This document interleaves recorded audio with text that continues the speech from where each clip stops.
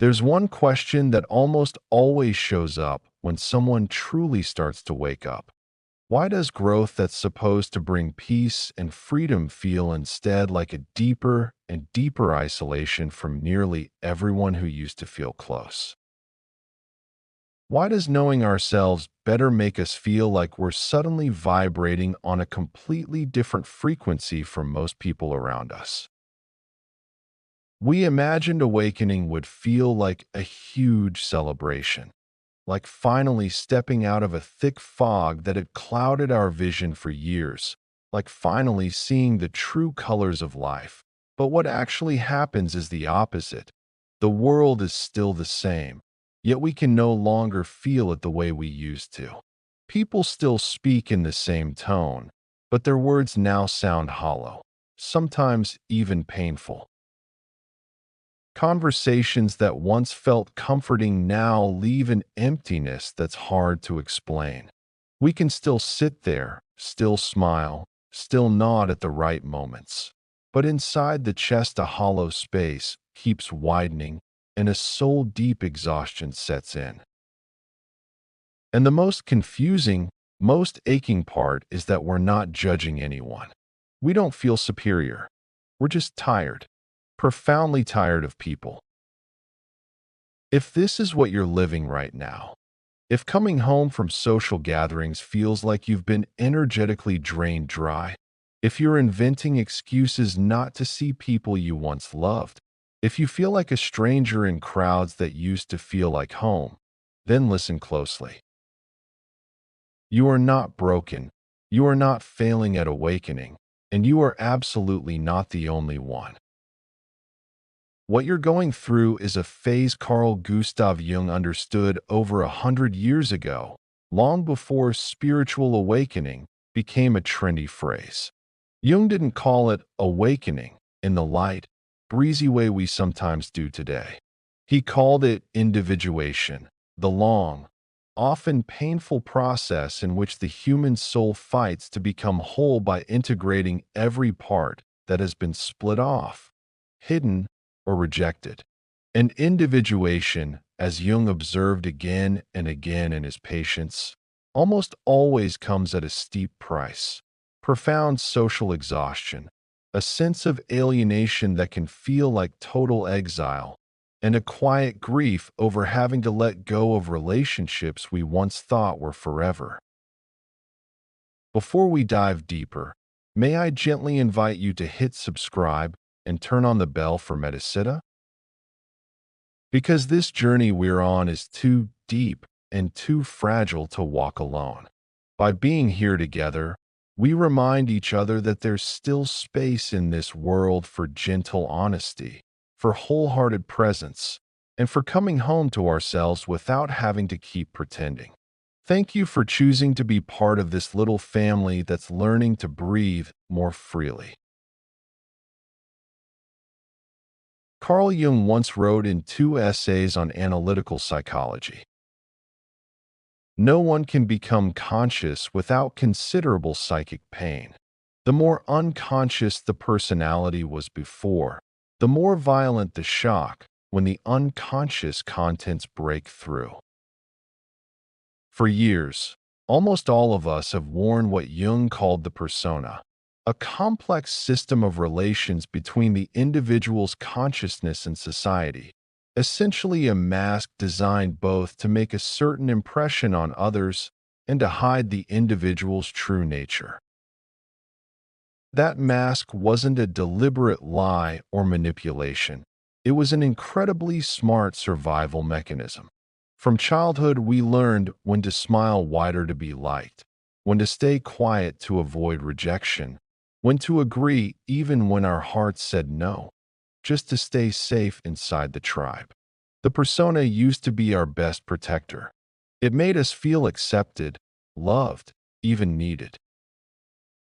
But when individuation truly begins, when a voice inside starts whispering, "There's more than this," when we start asking questions we once avoided because they were too scary, when we begin refusing automatic patterns we used to follow unconsciously, That mask starts feeling tighter and tighter until it finally cracks. And when the mask starts coming off, relationships that were built on the persona, not on the authentic self, begin to lose their glue. Not because people suddenly become bad or stupid, not because we suddenly become arrogant or judgmental, but because the old version of us, the one still willing to shrink, to pretend, to play the role just to stay liked, is no longer there to meet them in the same place. That's where this very specific exhaustion is born. It's not ordinary tiredness that sleep or a vacation can fix.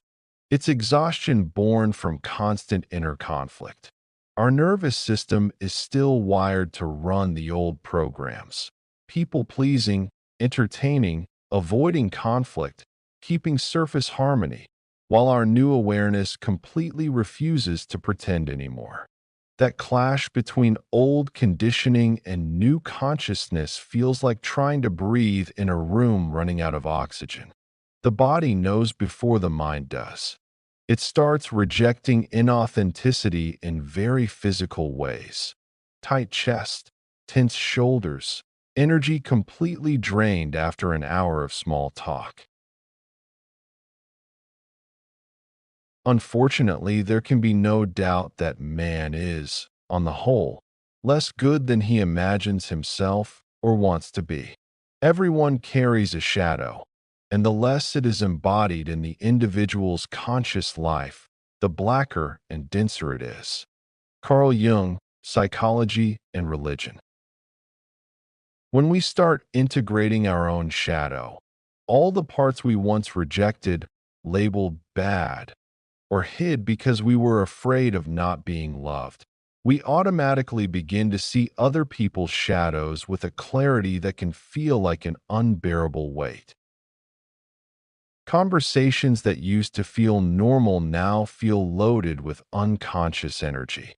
We hear the hidden wound behind a casual joke. We feel the fear polished into sarcasm. We catch the projections being thrown without awareness. And because we're no longer willing to wear our own mask, we can no longer dance with other people's masks without feeling real friction in the soul. The deepest and most painful realization is that the people who drain us the most are often the clearest mirrors of the parts of ourselves we haven't fully integrated yet. The friend who always needs to be right might be reflecting the part of us that once feared being wrong. The coworker constantly seeking validation might be mirroring the part of us that still doesn't feel enough. They aren't enemies. They are uninvited teachers holding up the mirror we most fear and most need to see. Awakening isn't only psychological or spiritual, it's a very real, often exhausting physiological event. For decades, our nervous system adapted to emotional chaos, social noise, and the pressure to constantly read the room and keep surface peace. For many of us, especially the naturally empathic or highly sensitive, this wasn't just habit, it was hardwired survival. We didn't just listen to people, we absorbed them. We didn't just notice moods, we felt them as our own. We became sponges for everyone's emotional weather. And that constant vigilance slowly drained our reserves almost to zero. When awakening arrives, perception is amplified many times over. We no longer pick up only surface energy. We feel dissonance, incongruence, even unintentional manipulation. We catch the unsaid, the micro expressions, the energetic mismatch.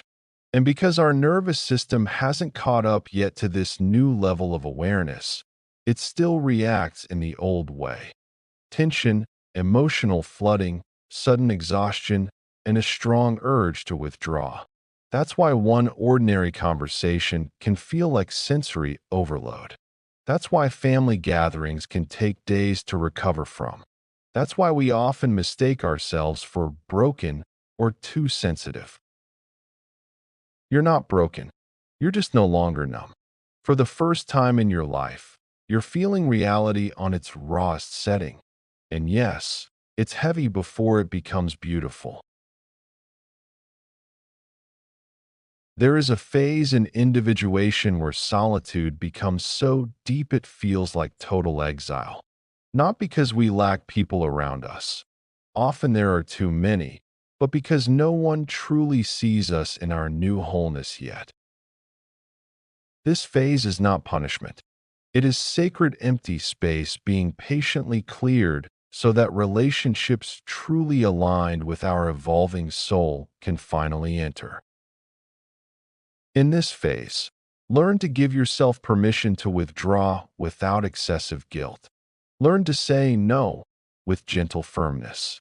Every honest no is a huge yes to yourself. The privilege of a lifetime is to become who you really are. Carl Jung. As shadow and persona integration deepens, something magical starts to happen. We stop looking for safety from others. We begin to become safety itself.